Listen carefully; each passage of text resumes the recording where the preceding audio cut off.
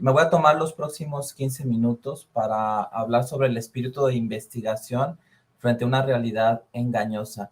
Y quisiera para empezar hacer una breve reseña de lo que ha sido la investigación en psicoterapia sistémica. Voy a retroceder a 1956, cuando Gregory Bateson publica un artículo muy interesante titulado Hacia una teoría de la esquizofrenia, que aparece publicado en una revista científica. Después ese artículo se convirtió en un capítulo del libro Pasos hacia una ecología de la mente.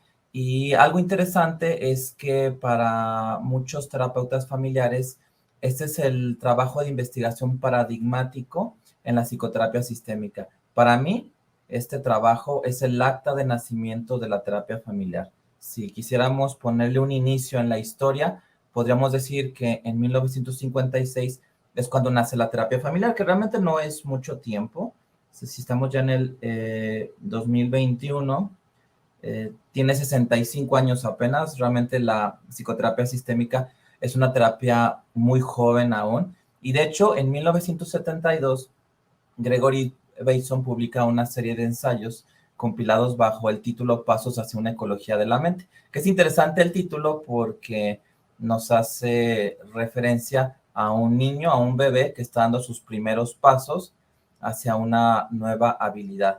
De hecho, es interesante que si en 1956 tenemos el acta de nacimiento de la terapia familiar y hasta 1972 empieza a dar sus primeros pasos, pues uno podría decir que la evolución de la terapia familiar va un poco más lenta que el desarrollo de un ser humano. De hecho, vamos a hacer un cálculo. Aquí traje mi calculadora. También un poco para mostrar que cuando hacemos investigación, pues tenemos que meter un poco de matemáticas. 1972 menos 1956. Pasaron 16 años entre la publicación de Hacia una teoría de la esquizofrenia y Pasos hacia una ecología de la mente. Si comparamos esto con el desarrollo de un individuo, en donde sabemos que un niño pequeño alrededor del año de edad empieza a dar sus primeros pasos, pues entonces podríamos decir que ahorita en el 2021, en esos 65 años que llevamos de psicoterapia sistémica, lo dividimos entre 16 y nos da un total de 4 años. Fíjense qué interesante. Podríamos decir que la psicoterapia sistémica, si tomamos estos dos indicadores, acta de nacimiento 1956, primeros pasos 1972, ahorita equiparándolo al desarrollo de un individuo, la terapia sistémica tendría 4 años, haciendo el comparativo. Es una terapia muy, muy joven y de hecho es muy interesante porque estos 4 años nos llevan a un periodo de la vida en donde los niños se encuentran planteándose preguntas, teniendo contacto con el mundo, tratando de entender cómo funcionan las cosas. Hay una reflexión muy interesante que hace Matteo Salvini en este libro que es Crónica de una investigación. Es una compilación de trabajos publicados por Mara Salvini Palazzoli y precisamente Mara Salvini hace alusión a estos primeros pasos como un inicio de una gran aventura y en donde la investigación tiene un peso muy fuerte. Fíjense lo que dice Mara Salvini: la terapia familiar basada en el modelo sistémico solo ha dado por el momento sus primeros pasos. Yo creo que todavía seguimos ahí. Y en ello, en el mismo sentido que dio Bateson al título de su libro, Pasos hacia una ecología de la mente. Vamos hacia un camino que nos permite tener una visión ecológica de los fenómenos mentales y en general del estudio del ser humano. Y aquí hay algo muy interesante que no podía dejar de compartir, sobre todo si hemos decidido titular a este encuentro El espíritu de investigación frente a una realidad engañosa. Aquí Mara Salvini nos da la pauta para comprender la importancia de la investigación en el aprendizaje de la terapia familiar. Fíjense lo que dice esta autora. En el campo de la terapia familiar existe un grave peligro. Fíjense, nos está advirtiendo de un grave peligro: que se pierda el espíritu de investigación. Personalmente no me intereso demasiado por la formación de terapeutas familiares, que eso lo estaba diciendo en un periodo en el que Gianfranco Cecchin y Luigi Boscolo se habían enfocado mucho ya a la enseñanza, a la formación de terapeutas familiares, habían abierto una escuela y Mara Salvini y Juliana Prata seguían trabajando en la investigación. No me intereso demasiado por la formación de terapeutas familiares porque, fíjense, qué interesante, me siento incómoda enseñando algo que solo se debería transmitir a quienes poseen espíritu de investigación. Si Mara Selvini viviera y ella fuera una profesora del Instituto Bateson, si le invitáramos a dar, obviamente, modelo de Milán, pues ella con mucha sinceridad diría, ¿saben qué? Pues yo me siento incómoda de impartir clases, de formar terapeutas, si no encuentro espíritu de investigación en los alumnos. Y aquí una pregunta que tenemos que plantearnos y que cada quien se va a responder es si nosotros tenemos ese espíritu de investigación, porque para Mara Selvini es el motor que mueve a la clínica. Y de hecho, si nos remontamos a los orígenes de la humanidad, al relato de la creación que aparece en el libro de Génesis, pues nos damos cuenta que Adán hacía investigación por el simple hecho de observar los fenómenos naturales y ponerles nombre. Dios le dio la tarea de nombrar todas las criaturas vivientes, y es como lo leemos en Génesis capítulo 2. Dice, y todo lo que Adán llamó a los animales vivientes, ese es su nombre, y puso Adán nombre a toda bestia y ave de los cielos y a todo ganado del campo. Que es muy interesante este relato de Génesis porque tiene un eco muy interesante con 100 años de soledad de García Márquez cuando describe Macondo y que habla de un pueblo tan pequeño, pero tan pequeño y tan joven que ni siquiera tenían panteón porque todavía no se había muerto nadie en ese poblado. Y nos remonta a algo similar al relato de Génesis. Fíjense lo que dice García Márquez en esta, posiblemente su novela más conocida. El mundo era tan reciente que muchas cosas carecían de nombre y para mencionarlas había que señalarlas con el dedo. Pienso que en estos 4 años, equiparando el desarrollo de un individuo con el tiempo en que la psicoterapia sistémica ha estado presente en la investigación, nos encontramos todavía en un periodo en el que todavía no nombramos muchas cosas. Todavía muchas cosas no las podemos conceptualizar y todavía estamos en este periodo de señalar algo con el dedo por no conocer su nombre. De hecho, Jean Piaget, cuando estudia el desarrollo cognitivo de los niños, él prácticamente se refiere a la mente infantil como algo equivalente a un espíritu de investigación. Para Jean Piaget, un niño pequeño, a lo largo de su desarrollo, pues tenía un espíritu aventurero, de búsqueda, de conocer, de encontrar información. Para él los niños eran pequeños científicos. Y de hecho, todos los que estamos aquí, como diría el Principito, que ahorita lo vamos a citar, pues hemos sido niños alguna vez, nadie ha podido brincarse esa etapa. Y entonces hemos sido también pequeños científicos dentro de este proceso de hacernos preguntas sobre el mundo y tratar de buscar respuestas.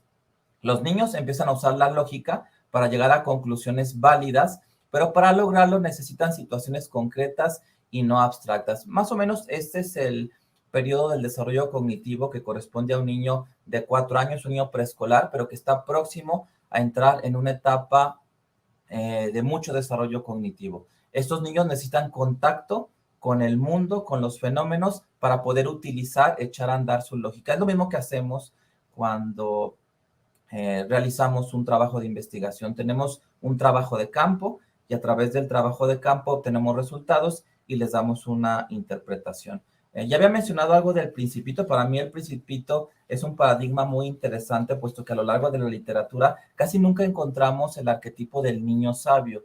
Es más frecuente el arquetipo del anciano o del viejo sabio, que como Carl Jung lo menciona, pues aparece en sueños, en cuentos, en leyendas, en la mitología de los pueblos. Pero hay pocos referentes a lo largo de la literatura de niños que tienen sabiduría y obviamente la obra que más expone este concepto es el Principito de Antoine de Saint-Exupéry. Y fíjense, es muy interesante porque este niño pequeño que tenía este contacto con la realidad, que estaba en esta transición entre lo que Jean Piaget llamaba la etapa preoperacional y la etapa de operaciones concretas, pues él iba viajando y él iba descubriendo fenómenos. Vamos a poner unos ejemplos para que vean cómo el Principito era un niño que empezaba a tener un pensamiento sistémico. Él llega a un planeta habitado por un bebedor y bueno, como buen investigador, él empieza a hacer su entrevista, ¿no? Quienes han tomado clases conmigo saben que con frecuencia repito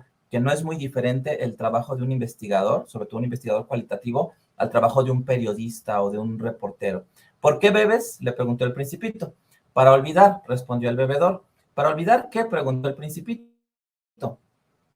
Para olvidar que tengo vergüenza, confesó el bebedor, agachando la cabeza. ¿Vergüenza de qué?, preguntó nuevamente el Principito. Vergüenza de beber, dijo el bebedor. Aquí vemos una serpiente que se muerde la cola. El bebedor vuelve al punto de partida. Y fíjense la reflexión que él hace y cómo se sorprende del fenómeno. Decididamente las personas mayores son muy, pero muy extrañas, se decía a sí mismo el Principito durante el viaje. Esa es la actitud que debemos de tener los investigadores que hacemos trabajos en torno a la psicoterapia sistémica, que es una disciplina que equiparándola al desarrollo de un individuo, tiene aproximadamente 4 años. Y bueno, el Principito sigue su viaje, el planeta de un hombre de negocios, llega con un hombre muy rico, muy poderoso, y también hace su entrevista. ¿Y qué es lo que haces con esas estrellas?, pregunta el Principito. Nada, poseerlas. ¿Posees las estrellas?, le contesta sí. ¿Y de qué te sirve poseer las estrellas?, le vuelve a preguntar el Principito. Me sirve para ser rico. ¿Y para qué te sirve ser rico? Para comprar otras estrellas. Nuevamente, la manera de pensar de este hombre en este planeta pues era como una serpiente que se muerde la cola. Y aquí el Principito, con estas dos experiencias, visitando a estos hombres de estos dos planetas, pues empieza a identificar la pauta. Fíjense qué interesante, y esto lo hace un niño. Este razona un poco como el bebedor, se dijo para sí el Principito. Definitivamente las personas mayores son enteramente extraordinarias, se dijo el Principito y continuó su viaje. Yo creo que la lectura del Principito, el entender la mente infantil, de tener claro el concepto de que todos los niños son pequeños científicos y que podemos recuperar eso, nos puede infundir ese espíritu de investigación. La psicoterapia sistémica, como lo acabamos de leer en este texto que cité de Mara Selvini Palazzoli, es un viaje que apenas está comenzando.